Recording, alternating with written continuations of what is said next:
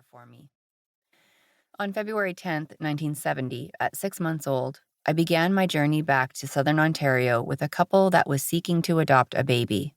I became part of a family that lived in a small rural village with a mother, father, sister, and brother. My adoptive grandparents, my mother's parents, I herein refer to my mother as Mom, immigrated to Canada from the Ukraine in the 1900s.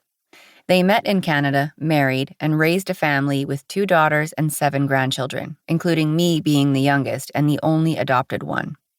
Grams and Grandpa were always so central in our lives. They had siblings that also immigrated to Canada, so there was a strong cultural and linguistic influence.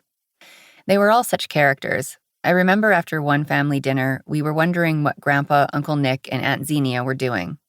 They had vanished from the dinner table. We found them downstairs having a contest of who could do the most push-ups. They were all in their 70s. One of the most important teachings I received from my Ukrainian elders was they taught me to survive. No matter what happened, we had to plow ahead.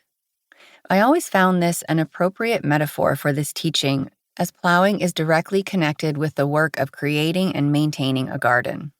Even still, my mom and my aunt are carrying on the Ukrainian legacy of survival by continuing to plant and nurture the earth around us. My adoptive father was of English-Scottish ancestry. He was an engineer and worked out of an office in our house. Previously, he flew with the Royal Canadian Air Force and worked on the Avro Arrow. In many ways, he catered to the very essence of my spirit. When I wanted to go to the park, he would take me, even though we had to drive to the next town where they had schools with playgrounds. He would take me to 2 or 3 parks in one day. I would make meals out of sand and leaves and bring them to him to eat as he sat at the top of the play structures reading the newspaper or staring off into space.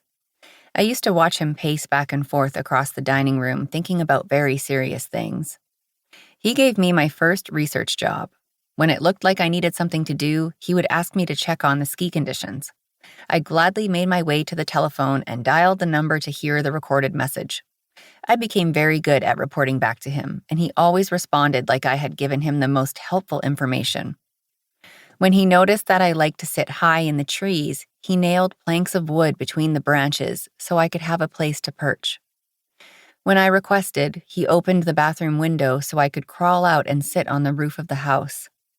He taught me to drive a car with my knees. I must admit that he didn't always exercise the best judgment, considering I was only 4 or 5.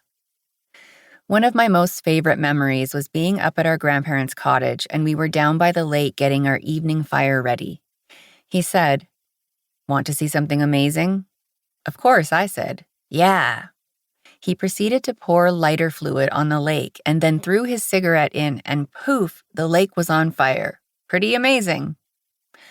All of this came to an end one sad evening when my father's claims about the mafia threatening our lives finally landed him in the Whitby Psychiatric Hospital, where he received electroshock treatments. I have no doubt this procedure changed him irreversibly. He had a number of diagnoses, although the diagnosis that most accurately described his symptoms was likely manic depression, now known as bipolar disorder. I was insistent about visiting him, and I remember clearly when my mom took me to the hospital. My brother and sister were older than me, so they had a more mature understanding of the situation. They didn't come with us for the visit. I suppose it was too difficult for them to see him the way he was, but I was ecstatic about seeing him. He took me upstairs and showed me his dorm, a big sterile room with rows of beds. Under his bed was a big bag of candy from his sister. We sat eating and visiting. Downstairs, he began asking my mom for our new phone number, but my mom wouldn't give it to him because he had been calling repeatedly.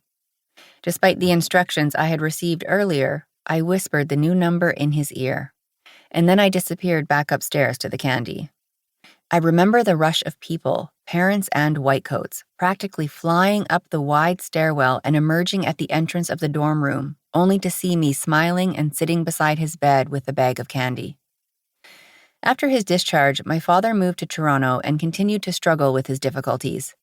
He lived in rooming houses and hostels, and he eventually ended up homeless. In time, he was routed to a home with a high level of care and supervision where he had lived out his life. In the years following his